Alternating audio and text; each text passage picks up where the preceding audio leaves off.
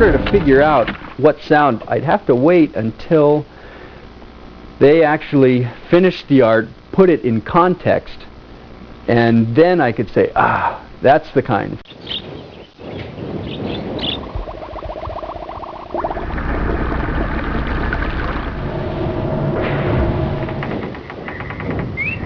The chime, the clock tower. I knew we needed a chime, a big chime. That's a big clock. So what I ended up doing is just taking my Craftsman 7/8 inch wrench with a lifetime guarantee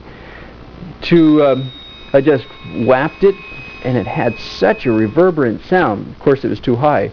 I just dropped the sound lower and lower and lower till you had this big, nice bell sound from a wrench.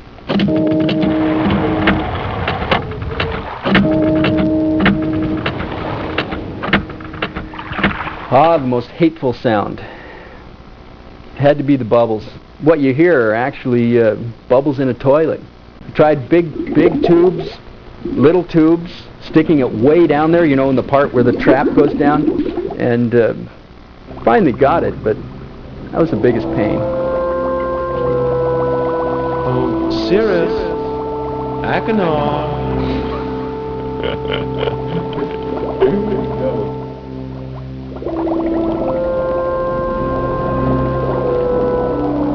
We didn't want music interfering with the gameplay, and so we weren't going to put any music in.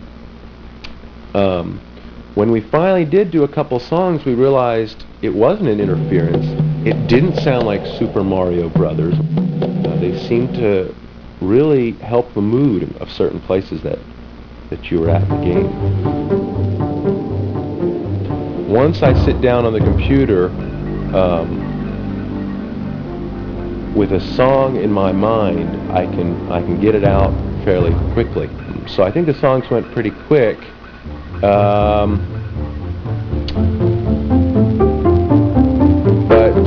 yeah. What was the question again?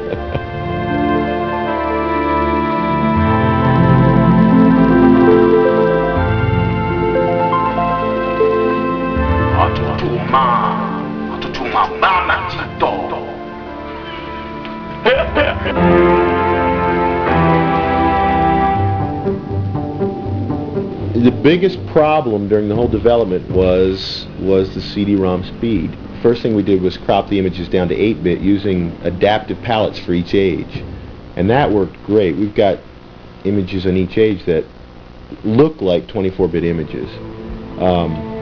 Then we also used QUICKTIME compression for each of the images, for the stills, not only for the movies, but also for each of the still pictures.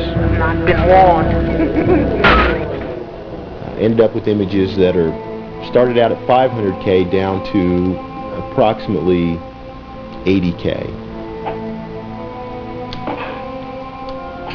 Rich, what are you working on? Nothing. In putting it together, we used HyperCard as a shell, basically, and then John Miller from Simplex, we worked closely with him on the ColorX commands to take out anything that wasn't necessary for getting the color to the screen as fast as possible. Gee, I missed the other one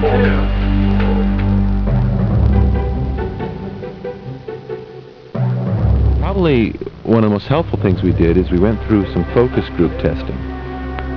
That was an incredible way to get some really amazing input. And and getting to my notes, it's a great idea, a great concept. It's a complete departure from the main line of anything that's out there on the market today. Right there, this is not any game, any paradigm, anything you've ever seen before.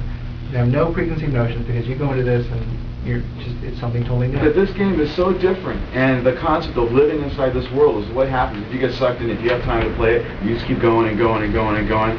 There's nothing like that at all.